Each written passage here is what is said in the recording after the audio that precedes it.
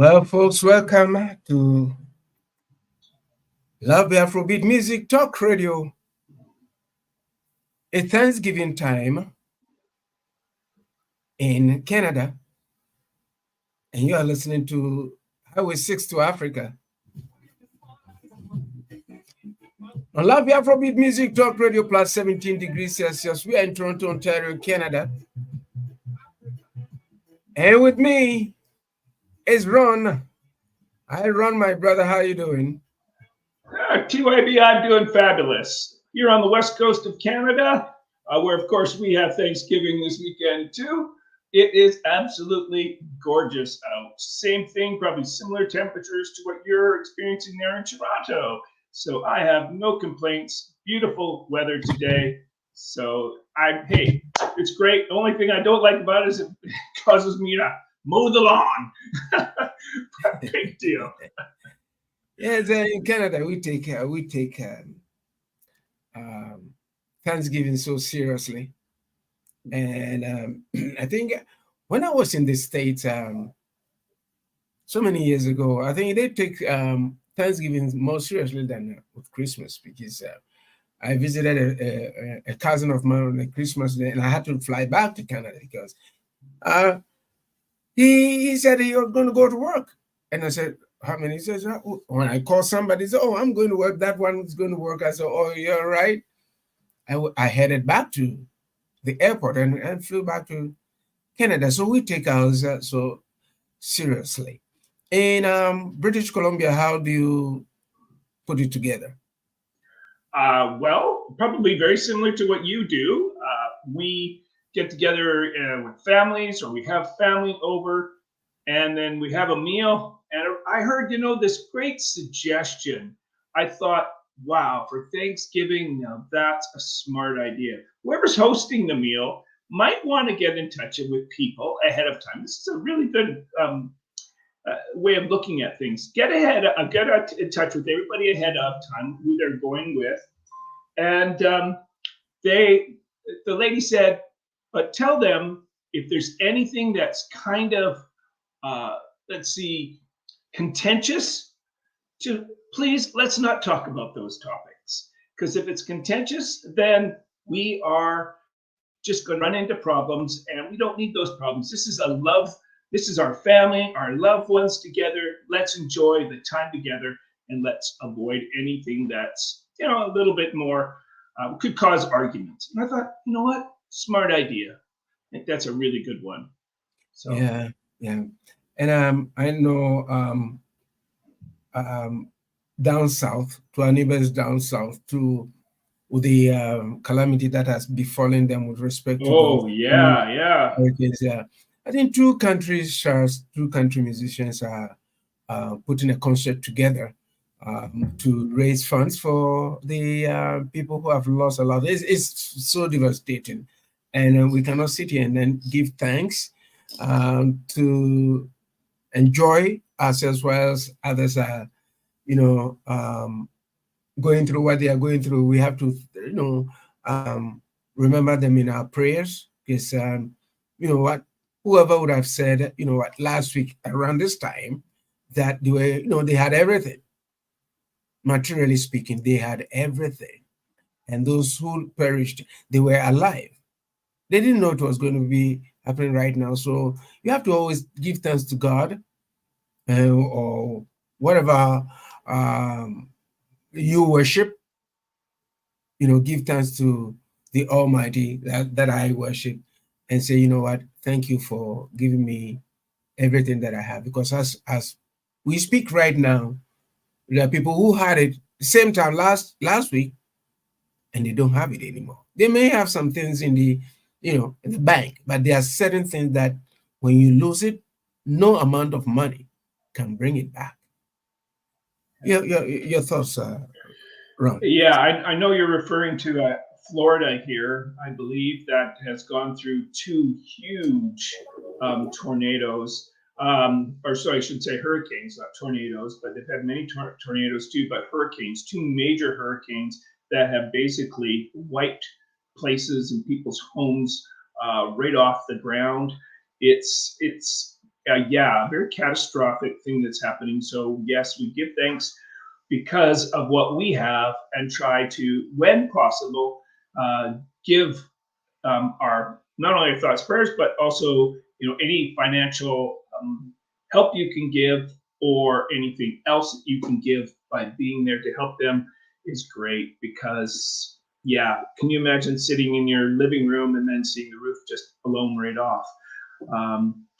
That's just, it's hard to even believe that happens, but it's happened actually in 2 weeks alone. I know Helene was one, and then they had another one, starts with an M. I'm sorry, I don't remember the name of that hurricane, but it hit the west coast of Florida, and it just pounded. So our thoughts are with them, absolutely. Well, I'm glad you brought the topic up, because it is worthy of talking about, because of what people are going through. Be thankful for what you have.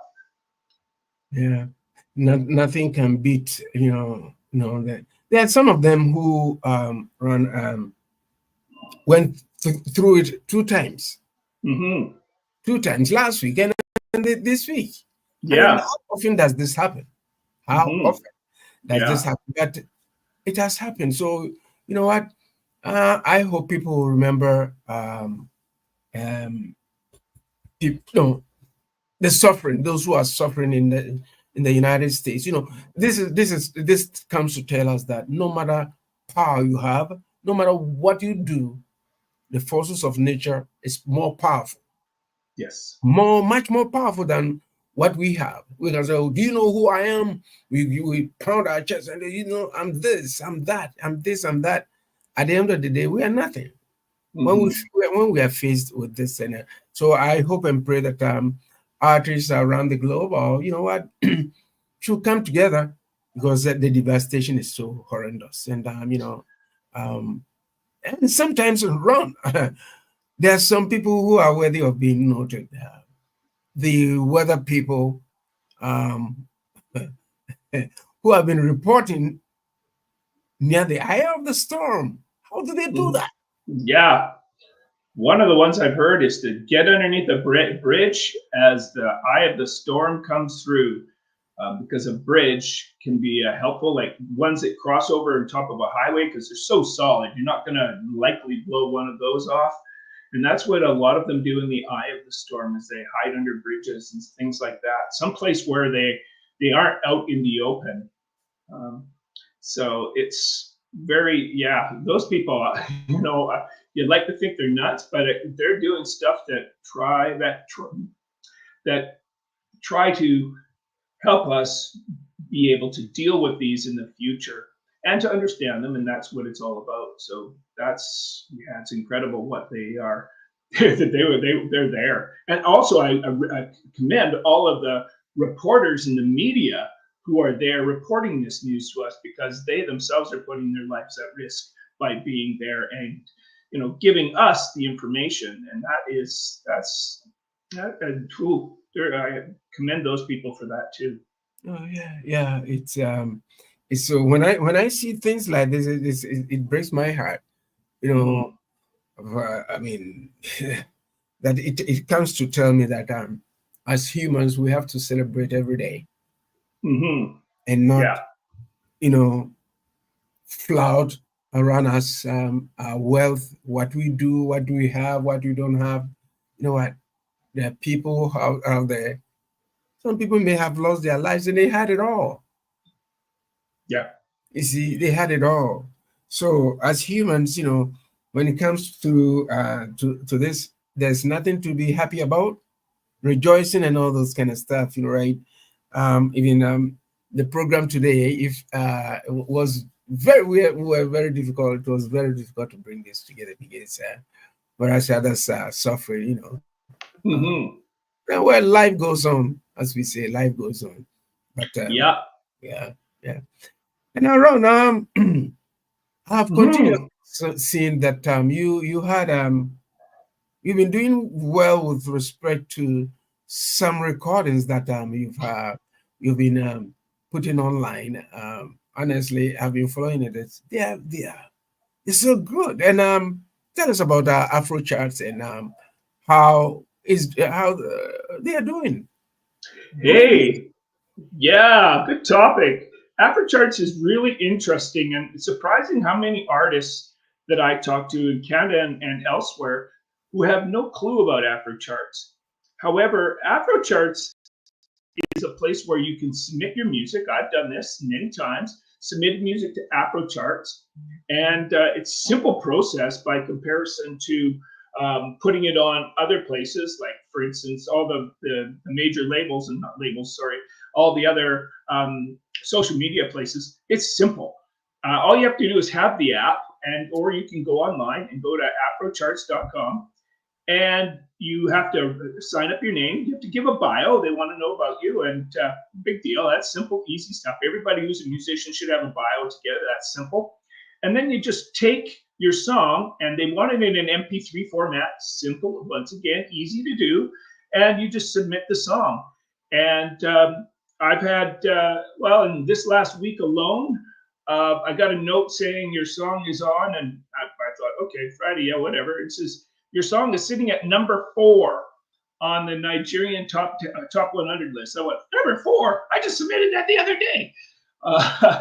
So it's interesting to see how they've gone. There's been thousands and thousands of people who listen to the song. It's just an instrumental. I shouldn't say it's an instrumental.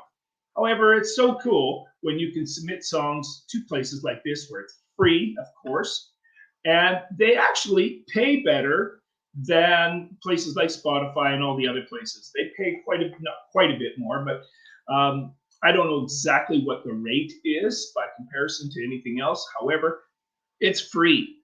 It's a place you can put music on, and there are thousands and thousands and thousands of artists and probably millions of songs on there. People can put their song on, and it's so easy. As soon as I had to deal with one little thing, and I contacted Love Bay, and they said, oh yeah, we just need to take that email up, put this one in for you, because you used this one before. So big deal, nothing big. But man, Leonard was so good from Love Bay. He just had the problem all solved up and says, here you go, Ron, this is where you are. And I put the song on, and there you go. It got in on their Fresh Friday list, and I thought, hey, this is cool. Got on Fresh Friday, and the song's been listened to lots and lots.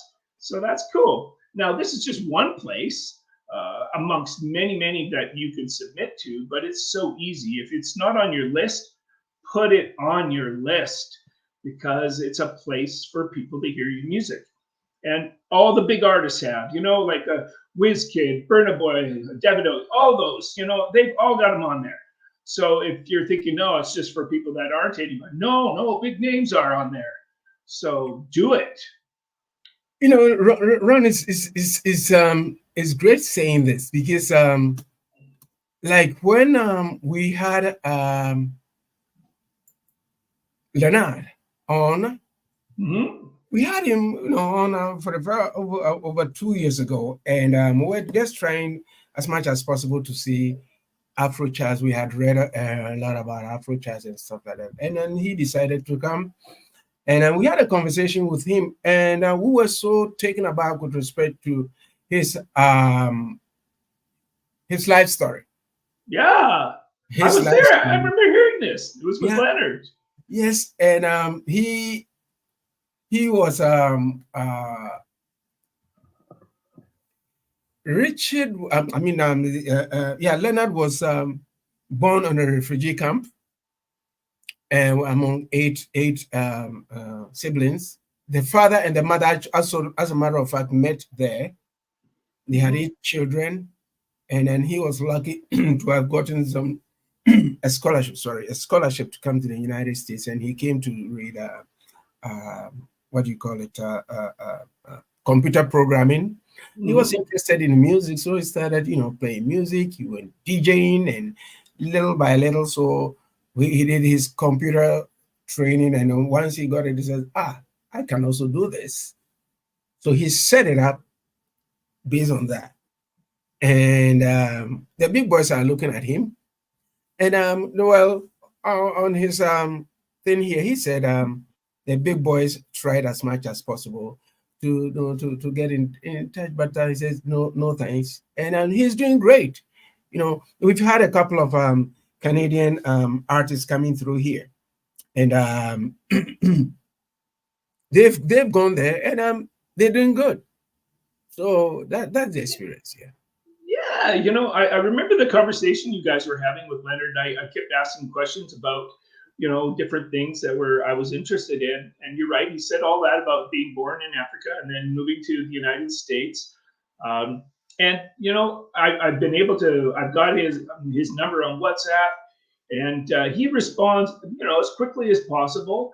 He's really good. I mean, you can't ask for, I would say, a nicer guy.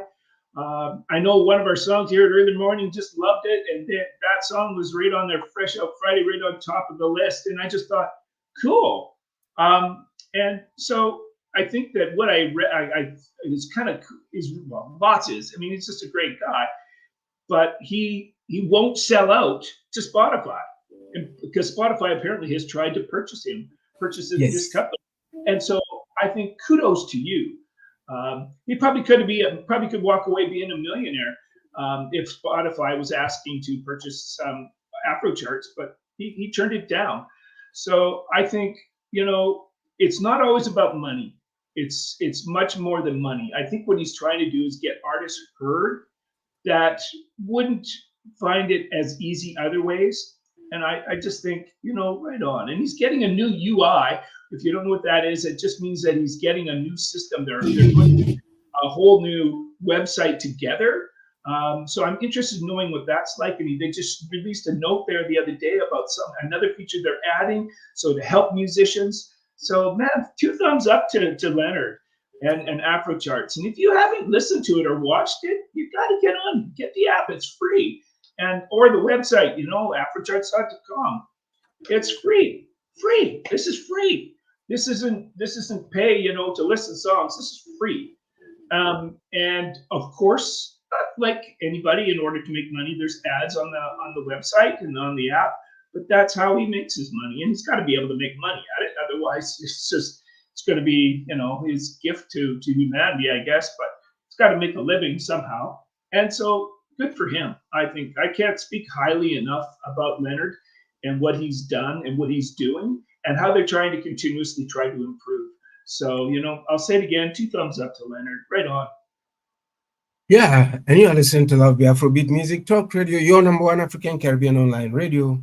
My name is DJ TY, be the place to be, and we are having a conversation whilst we're trying to link up with special guests. Most of the time, you know, technology sometimes, you know, in this business, you just have to be patient because the show must go on. You know, and then we are having a conversation now with respect to independent artists and an independent so-called music production and music distribution and music what have you companies. And last week, you know, we brought it up, and we wanted to find out as to whether it is okay, or you know, like companies like Afro Charts, you know, giving you the platform to put your music out there. How does the future hold? That's one thing that we have to look at. Yeah, isn't that a good question? I wish we could predict the future, but I'm glad we can't. When it comes to music, I don't really want to be able to predict the future. However, I can say that I've been listening to I always listen to lots of music. Every week, I'm listening to lots of music, different kinds of music. And there's things that I can predict, and that is that the format here in the Western world, anyways, will not change. The format of a song, it will not change. I mean, it has variations. And I was thinking about this a lot as I was telling another artist, Canadian artist, about this. And when you're writing songs, there is a format for them. And they have to follow some kind of format. And I don't know if this is where you're going with this, but I can tell you why songs don't go well right off the bat. And that is because, one, they don't have a catchy chorus. If you don't have a chorus that people will remember and you don't repeat it, it's gone. how are people going to remember it? I gave an example today of "We Will Rock You" by Queen, and most people know this by now. It's that boom, boom, bang. Simplicity in its finest form. However, effective beyond belief. And I'm hearing many, especially Afrobeat artists, where it's one long piece of poetry, which is fine if you wish to sing like that. That's fine. Who's to say you're wrong? However, I'm not hearing the format that's going on. And I can give you a really good example. It's been going on for hundreds of years. Listen to Mozart's piece, the third movement of his Piano Sonata 11. This might sound way out there, but it's not. His sonata, the third movement, is so moving. You can hear this theme of this song that's going on, and he repeats it. He repeats it and repeats it. There's so much, not predictability, but at the same time, just a little bit of stuff that kind of makes you go, where's this going? Where's this going? Oh, the theme comes back again. And then it goes off and off and off and off a little bit. And then bang, the theme hits you again. And it goes out, bang, on the theme. And I thought, there we are. A fellow from the late 1700s from Austria is writing exactly what we are still doing today. And folks, if you don't follow the format, you are not going to ever have a huge hit. Sorry to say, it needs predictability, but a little bit of unpredictability. It sounds like I'm sounding like a music teacher here. But I just remember listening to on the radio this morning, I heard this really cool song. And I thought, yeah, this is good. Okay, yeah, cool song. And I'm listening to the format of it, and I'm going, that's exactly how I wrote my song last night. And there's that second verse where he changes it just a bit. That's a little trick, but it just makes the second verse come out and go, here's the change for you. Folks, welcome aboard. Here's the little change. And then slowly we're getting right back into exactly what he did. And when I heard the song, it's coming out as a big hit. I just thought, that's how I wrote my song last night. There it is. Oh, intro. Oh, verse, pre-chorus, chorus. Oh, good. What happens then? Verse, pre-chorus, chorus. And then they cut the song out because they had to start speaking. But I thought, that's how songs are written. That's how Mozart wrote. It's exactly how so many people still write today. I sound like I'm going off the wall. But this is one of those things that people need to know. If you don't follow a format, you want to follow one big long piece of poetry, I'm sorry to say, it's not going to happen. It just won't. I had to tell some Afrobeat artists about this, and they sent me a song. I don't know if you remember Sexy Lovin', TYB, you remember that one at early morning? Well, I had to teach them about that, and those guys did it. And, I remember you kept on coming home when Sexy Lovin' was playing, and you kept speaking over it because you sounded so excited about it. So it's just teaching people how you follow songs. There's my banter. Let me put you on the spot. When you were, when you were teaching music, what subject were students so much, so interested in? Because I quite remember when I was at the university, my undergrad, there were some classes that you go there, 2-3 people. We started with about 50, and then within 3 weeks, there were about 10 left. So how was it? Because there are some listeners out there who may who may want to know a little bit more about music and stuff like that, because I'd love the Afrobeat music talk radio. We talk about everything, and we're still trying to get in touch with KWATE, and we're trying to get him. We hope to get him before the end of the show. Go ahead, please. Yeah, no, if you remember our last guest last week, the reggae guy, he, I forget his name, apologies there. Maybe you can remind me. He said something, I just said, absolutely, that's going to help you. He said, people, you can sing, and that's great, you can sing, but he said, learn an instrument. Learn an instrument. This is what I had to say to kids so many times. Parents would come in and then have their child, saying, my child's playing a clarinet. How's that going to help? one right off the bat, it's going to help your child read music. Reading music is just so important. If you can read music, you've popped yourself, I'll say, like a dump truck ahead of everybody else in terms of loads that you are taking on. That is so much better. I take sheet music. I don't even see this, but I have sheet music. I use it. I do that all the time. I read through charts just to see what people are doing. And if you can read music and play an instrument, you are light years ahead of anybody else. If you can sing, great. I admire people who are fabulous singers. How can you not? But I bet you that most songs I know all songs that are written were written on an instrument. Had to be.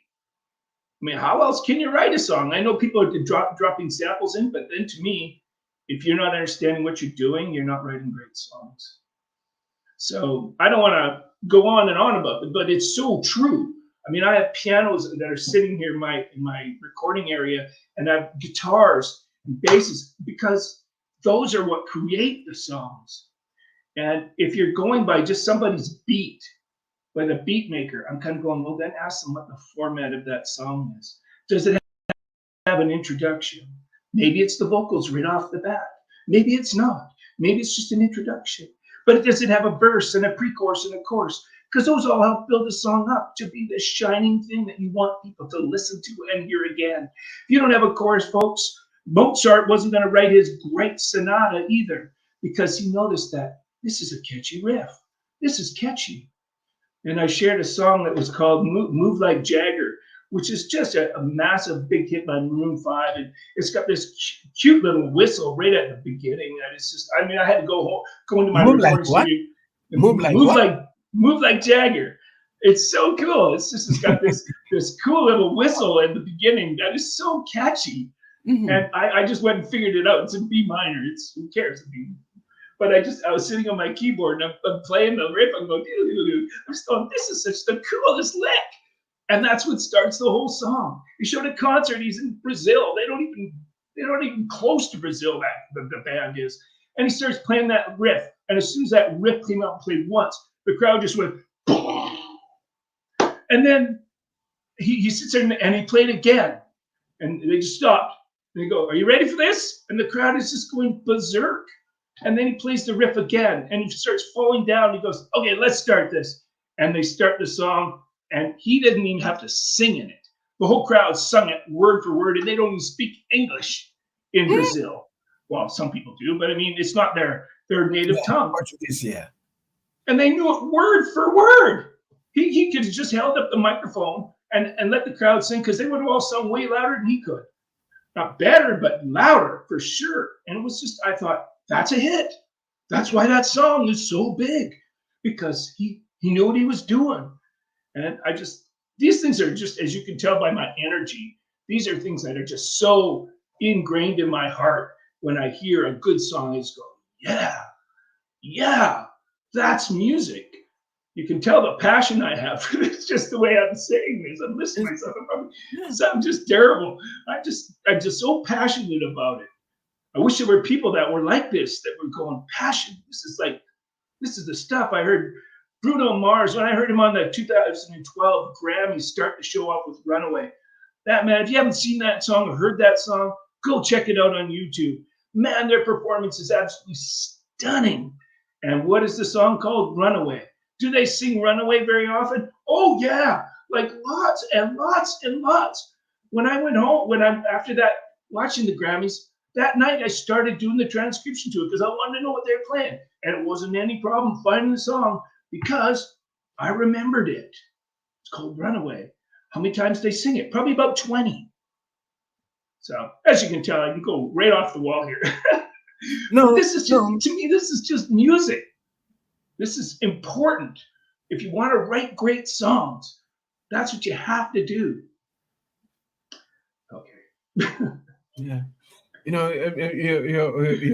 You're quite right. And it takes me back to Afro charts. Mm-hmm. It takes me back there. Can you calculate how many people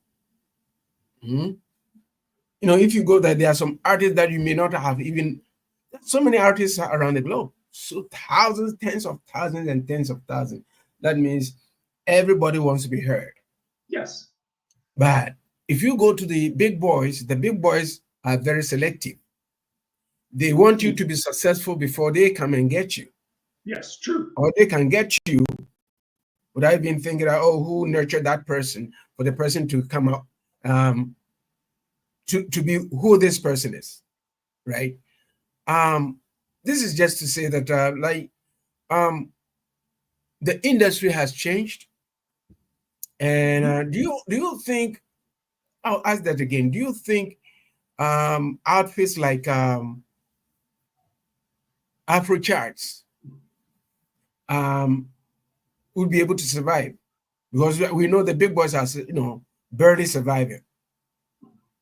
Because now they are not getting they are not getting the sales from the CDs and from all these things that side, and then getting the what have you, what made people get it. So right now, as it is, since COVID, we've seen to me personally, I would say that there's a downturn in terms of what we see. What do you see is the future? The independent then like Afro charts versus the big boys. Yeah, good question. I wish I could predict the future, but I'll use what I have for knowledge in 40 plus years of performing and the likes. I think when it comes to individual versus big labels signing artists, I think big labels are going to continue for the next little while, at least signing single artists because they're cheaper. That I think we've talked about before in the past. And it's just the way it's going. I mean, bands are not really out there, and they're not really making the money because labels don't want to sign them. They want to sign the Michael Bublé's, or they want to sign the single artists. However, when it comes to bands, they won't. So does this mean that what's going to happen is you're going to see more bands that are going to be back into the studio and recording songs? Perhaps. I think one of the things that's happening is that there are more artists, going indie artists, that are writing their songs, especially during COVID, because everybody went to their house, stayed in their house and recorded, and they couldn't get together with friends and collaborate that way.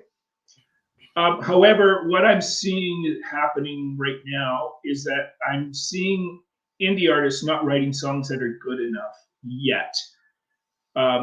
They are, but I think they're getting too used to using a DAW to solve all their problems. A DAW is a digital audio workstation, which means their computer to answer all their questions for them.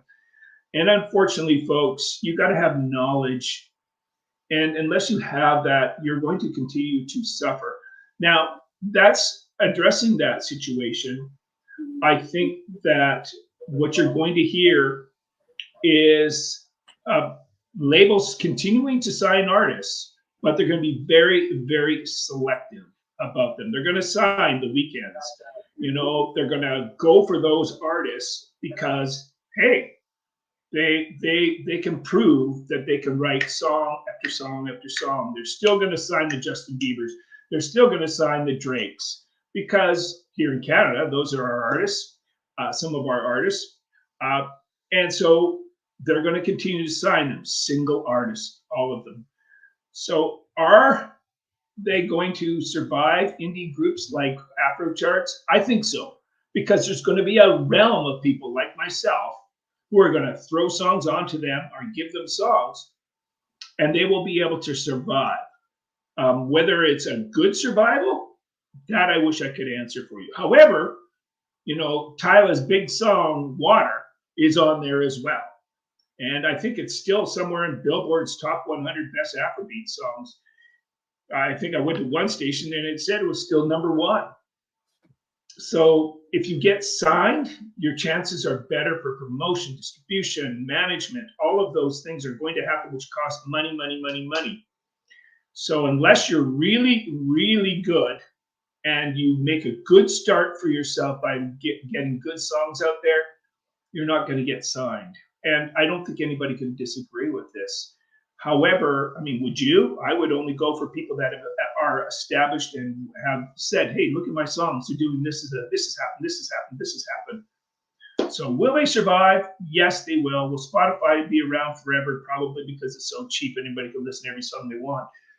However, I don't know. We're just getting more artists. That's the thing that's happening.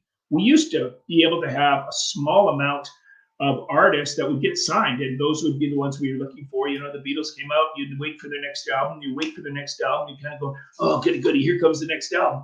But today we're getting people throwing millions of songs.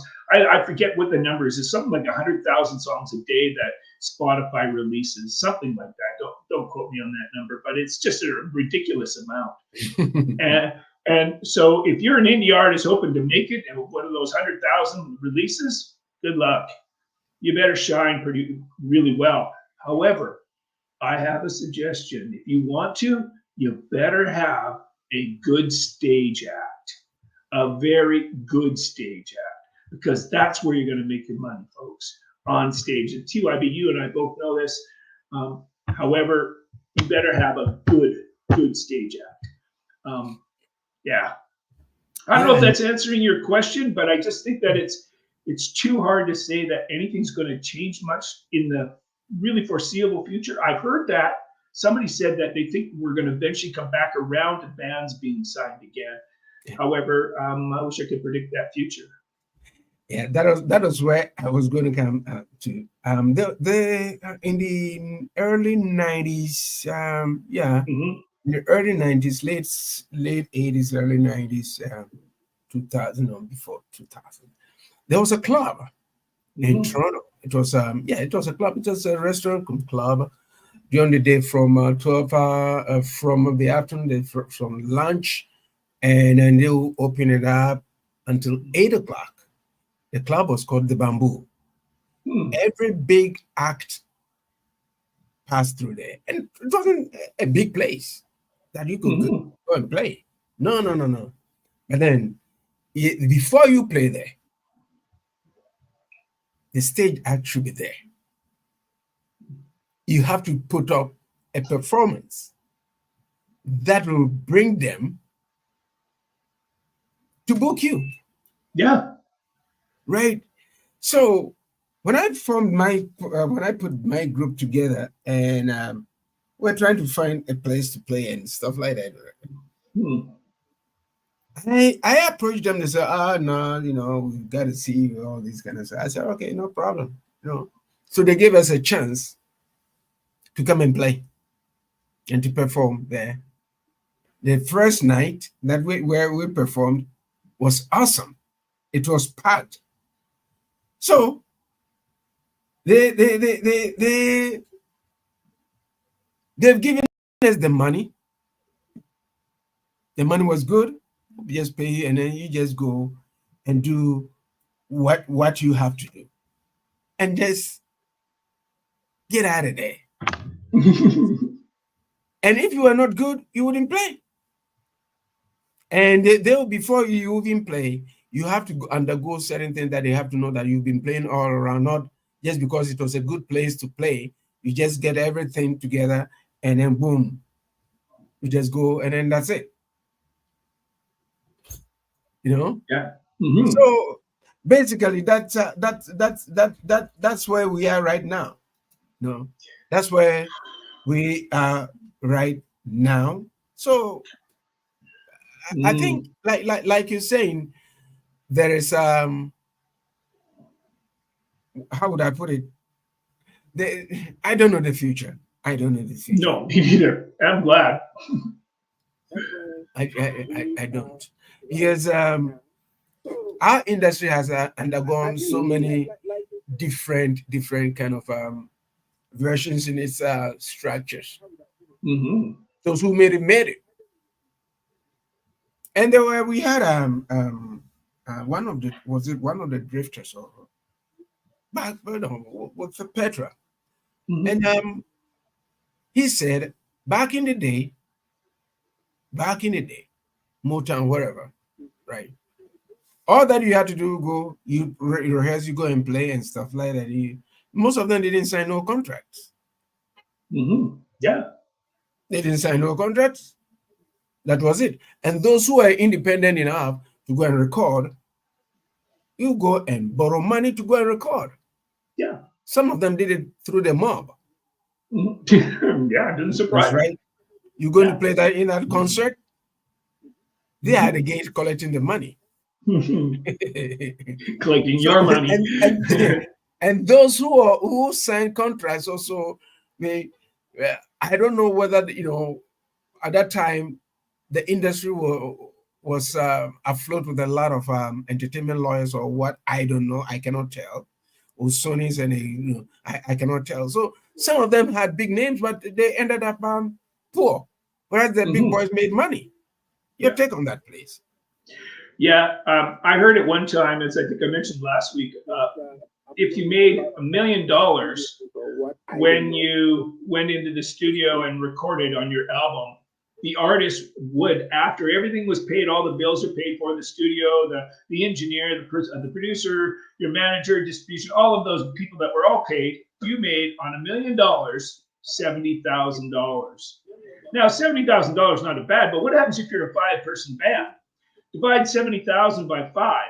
You're not making much money on this $1 million selling album. So at one time, yeah, and it's still not, it's not even close to that lucrative even today. It's like music was never meant to be something for the artists themselves. It was always for all the business people to make the money. So I think that when that happens, it's a sad state we're in, and that happens. But I guess if you're as good as the Beatles, then you will have made your millions. You don't care. Yes, okay, maybe your manager made a lot, the producers made a lot of money, but hey, we all made our millions too. So it's not as lucrative as it used to be because there is today a lot more competition. Lots more. And when you're talking about clubs, yeah, the problem with this is that many clubs are shutting down. And I'm sure they're in Toronto, same thing here in the Vancouver area. There are clubs that are shutting down. Some of the biggest clubs have shut down. And you ask yourself, well, why? Well, first of all, people aren't coming out as much to see live acts because what are they doing? They're sitting like we are in our computers right now, or they're sitting watching TV and going, and also here in Canada, I can speak to this, and the United States, the drinking and driving laws have got really, really tough, rightly so. And so people aren't as likely to go out and go drinking as they used to be. I mean, I played in places where it was booked every night we played. It's solid, like filled with people. However, today that's just people aren't coming out as much. And it's very clear that that's happening. Yes, the band gets paid, but the owners who hire whoever it is have to make money too. So it's just a very difficult industry to figure out and try to predict, and it will always be like that. It's not going to change much, I don't think. But then that's why I don't predict the future. Yeah, you know what? I agree with you. A lot of people are apprehensive going out there, and the cost of living, right? The cost of living is so high to such an extent that people are not even making ends meet. People are doing double jobs. In the city of Toronto, a 2-bedroom or a 1-bedroom is going up for maybe $3,000. Yeah. Right. If you make a minimum wage or a little bit over a minimum wage, you need 2 people. Even after the 2 people, it's still going to be very tough because you've got to eat, you got to wear clothing. If you pay you got to do the insurance. You got to buy. There's a lot. So if people are not going out that much, I think. Well said. You put it, right there. Well, that's a good thing to think about, and that's something we need to keep in mind because for election next year, I don't want to get into political stuff here, but it's just that the cost of living is just outrageous, And you're right. People, if they have a phone, a cell phone, and you know what the cost of those are like, and you want internet, you want to get, so many people are into getting their Netflix and all these other things that they're adding on to their bills, and then ask them to go out and spend, $100 a night on to watch live bands. That's going to be the last priority in their life, and I don't blame them, because it is. You're right. It's so expensive. Even if you go, you don't have a full band. You have just the artists, no bands. Right? Yes, fair enough. Because the artist is going, I can't afford 4 other people to join me on stage, because then I have to divvy up the paycheck to all them too. And I can understand this, and I've seen this lots and lots and lots with groups. Most people that are doing gigs today are people that are doing it because it's it's a love. They just love playing live in front of people. I can speak to that. And number 2, they're doing it as just a second income, but their main income is doing something, like whatever it is their main job is. So they're taking it as an income, but it's not their full source of expecting that they're going to make the money, because you don't know when you're going to get booked to play. And it's, as I said earlier, it's tougher to get booked because there's less places to play. Yeah. I mean, it is, because I quite remember back in the day, we used to be on a tour, back to back to back to back to back to back. Yeah, I quite remember we toured for close to about a week or 2 every day, and I was missing even being the front man. I was always forgetting the cities where we were in, mixing them up. Yeah, it shows.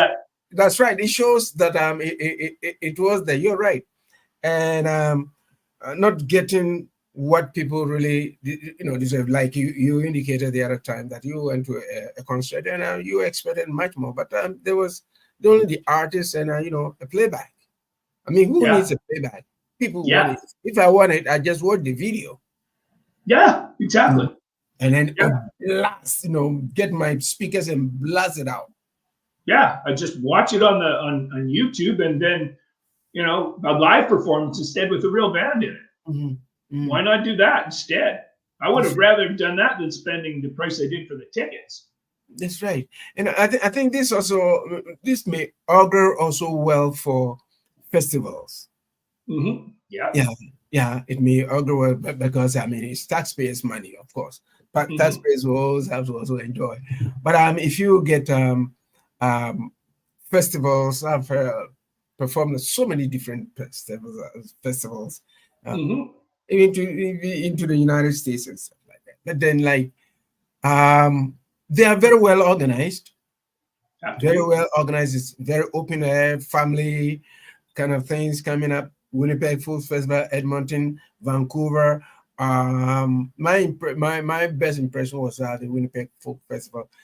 Festival on the Rocks, Yellowknife, and White Horse and Salmon Arm and all these kind of places. And we performed there, right? And in the United States, we've been to South America and stuff like that. And back then, a lot of people came out to support and stuff like that. But when it comes to festivals, open season, and then as an artist, you get to meet different types of artists from different backgrounds. You learn a lot.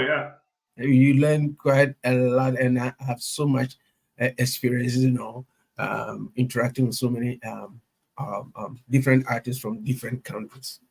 Ron? Absolutely. Festivals are great for meeting musicians. There's one we have where I live, and it's so popular.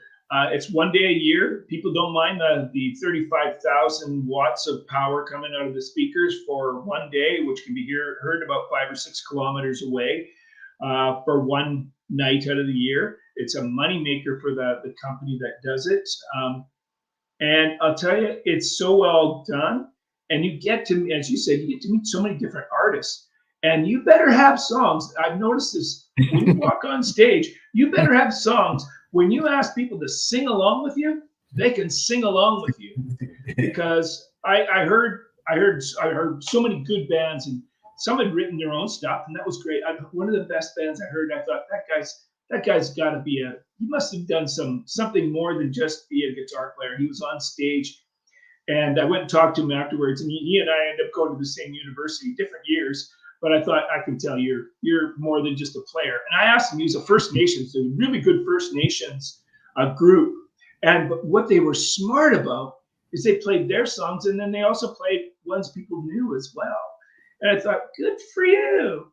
Another group did the same thing. They played mostly cover tunes, but then they snuck their odd original in. I thought, good idea. I mean, that group, the other group, holy smokes. The guitar player, if you've ever heard of Eddie Van Halen, you better go, if you haven't, and listen to Eddie Van Halen. He played the exact solo of Eruption that Eddie Van Halen played on that album. And I just thought, oh my. And I heard it and I'm going, holy cow, this guy's playing Eruption. That was one of the most eye-opener for all guitar players in the world when Eddie did that, or some people call him Edward. And people just awed in it. And that's how my jaw was. I was like going, my wife has probably seen me sit on the end of my seat watching him play this thing, because I recognized it right away. And he's going through the whole thing as the band sat on the side. And then he starts up an Eddie Van Halen song, and the crowd just goes nuts. I just thought, smart guy. What a guy. And then, but they did some originals too, because they wanted people to know who they were as artists as well, not just, back up doing other people's stuff, which is great too. It doesn't matter. At festivals, make the people happy. Make the people happy. Yes. That's your job. Yes. Make the people happy. Yeah, you're right, because the Winnipeg Folk Festival, as I say, is way out of the downtown Winnipeg, and we were performing, and I came across a different kind of stage, and there were these guys there were about 3 of them from Mongolia, I believe it was Mongolia.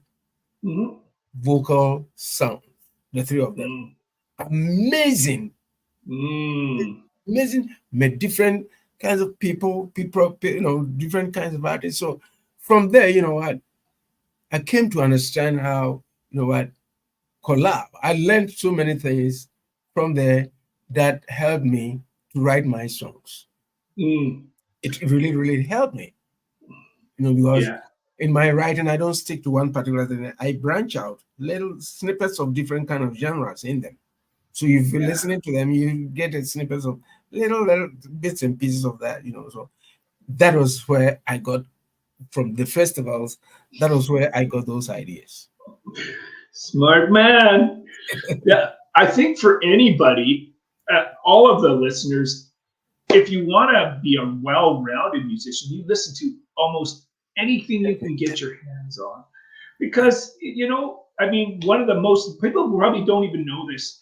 And Michael Jackson, when he put his album out, Thriller, it got 12 nominations for a Grammy, 12, which is a lot, man, for 1 year and one song, one album, pretty good.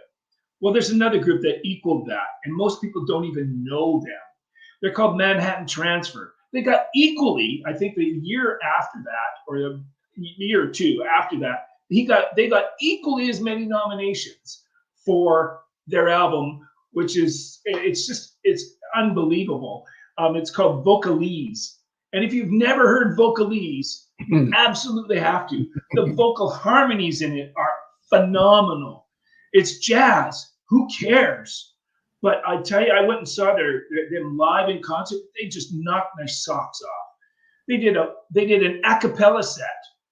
They did a jazz set, and then they did a pop and rock set. It was like, my goodness, this group is dynamite. Listen to it. When I heard the song, and this is a funny way of looking at it, the song Ergin, if you spell it frontways, it's called Nigeria. It's called Ergin. But you listen to them sing that, you will not believe how fast their mouths are moving, and they're singing perfectly together in time and with harmonies to add.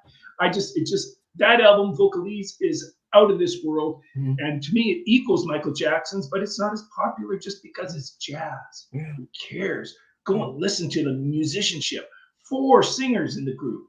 4. So it's not just one vocal track, folks. 4 different vocal tracks they had to do. So, and that album just knocked the socks out of me. When I was told that they were coming to the town, I was there going, yeah, let's go.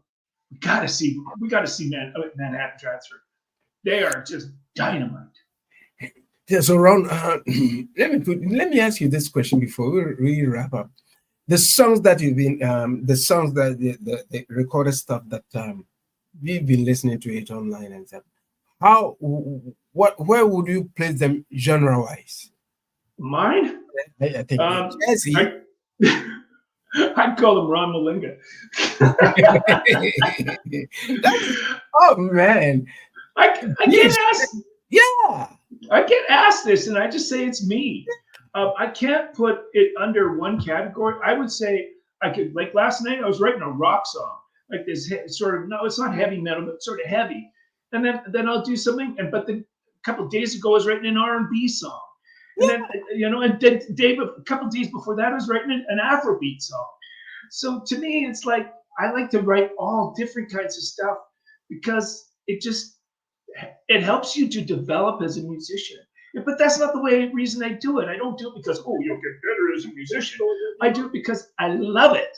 I love to be able to do different songs. I like Afrobeat because it's challenging.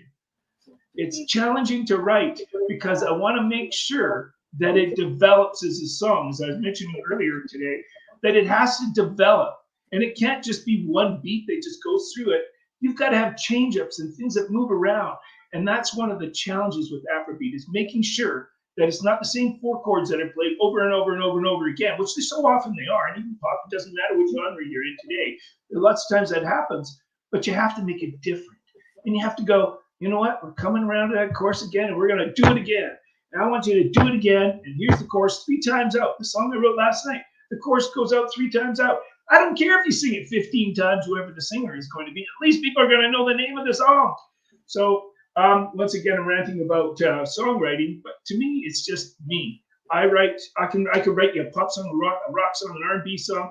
I can write you a jazz song. I can write you, anything you want almost, as long as I've had opportunity to listen to it. And that's why it's so good to listen to so much. Last night I was listening to Moves Like Jagger, and that melody was going through my head, and I'm going, that's only 2 chords, folks.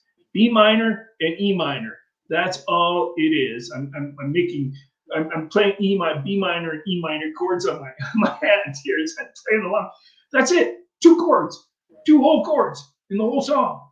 But man, is it on fire? It's just things like that I learned from. I go, I want to write a song like that.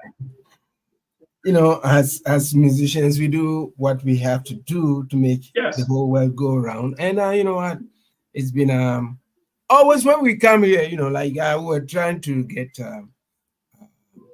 KWATE. We tried, but we'll bring him. We'll try as much as possible to bring him. Technology, I don't fault anybody, but then we've had these conversations, and when we come in here, we are always endowed with so many happenings within the music industry. We don't gossip, but we bring you the best of what we know as artists and share our experiences with you. Yes. And to our brothers and sisters all around Canada, both here in Canada or outside of Canada, globally, we'd like to take this opportunity to wish you a happy Thanksgiving. But you know what? Have our brothers and sisters in the United States who are reeling with respect to what the hurricane left them. Don't forget them in your prayers, because they need all the necessary help that they can have. So if you're going to eat, think about them. If you're going to eat a whole bunch of stuff, you just think about them. At least spiritually, they can get connected. And Ron, before we go, you have anything to say and tell the listeners? I know in Canada we celebrate Thanksgiving this weekend. The United States does it next month. So our American friends down south will be celebrating that next month. That's how they do it. So we wish you a happy Thanksgiving when that happens, when it may. And hey, folks, everybody have a happy Thanksgiving. Enjoy your meal. Enjoy family. They are the heart and soul of life for you. So I wish you all a happy Thanksgiving, and I hope it's a great, great dinner and time with your family. Yes, and on behalf of what Ron has just said, we'll see you in 7 days. Next week, Susan, our guest. Well, she's been here before. An amazing artist. See you next week. Take care. Bye-bye. Take care, everybody.